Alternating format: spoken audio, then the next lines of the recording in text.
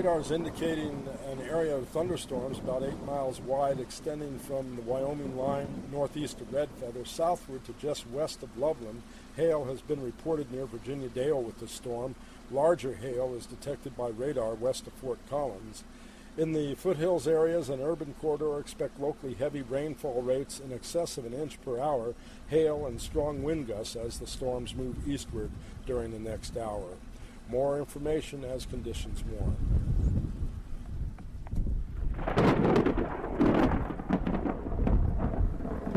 Enjoy it while you can.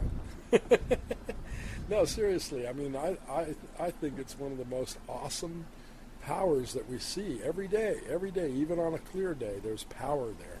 And when you get a day like today, this is pretty exciting.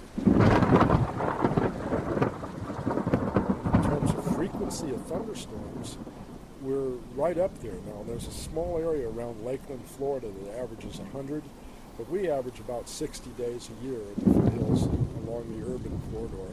And so with our population and this vast number of people outdoors, and how easy it seems to be to get hail around here. See, Florida doesn't get that much hail out of those 100 days compared to here where we have a significant percentage of storms do produce hail.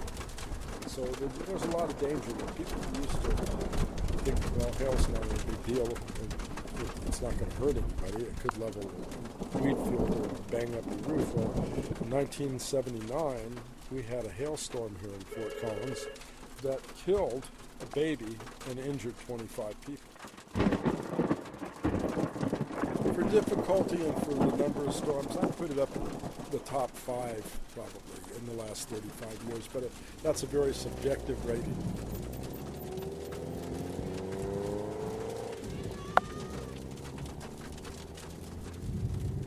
The entire northern part of Colorado into southern Wyoming, since about the 19th or 20th of May, has been battle zone between cooler, drier air and warmer, moister air, and with what we call short waves, little upper level disturbances in the spring jet stream. So having a source of warmth at the surface, having air mass that is thermally or convectively unstable, so that once a parcel begins to rise, that it stays warmer than the air around it, and then it'll keep rising. That's critical for forming thunderstorms, critical for severe weather. That's why you want to have the clash of warm, moist air and cold, dry air. And then you need an ingredient that we haven't had a lot of this past decade, and that's you got to have moisture. You've got to have humidity in the air. A couple of occasions we had very well-defined collar clouds, which are like a circular lowered cloud that extends below the cloud base and in fact will rotate. Those storms that moistened the soil, got the grass green, got it green over extensive areas, that then becomes a moisture source to continue to feed future storms, just from the evaporation from the green vegetation that we have over quite a widespread area. You go out from Fort Collins to Greeley, it's green. Greeley to Fort Morgan, it's green. Can you blame El Nino? Well, some people are looking and saying, because we've had the onset of warmer ocean temperatures in the eastern Pacific off the coast of South America. And the statistics indicate that when you transition from the cool phase to the warm phase of the El Nino Southern Oscillation, then it does favor wetter spring, summer conditions in northeast Colorado. The cause-effect relationship is still a little bit iffy, but the statistical relationship says that when that happens, we're a little more likely to be wet than if it's not.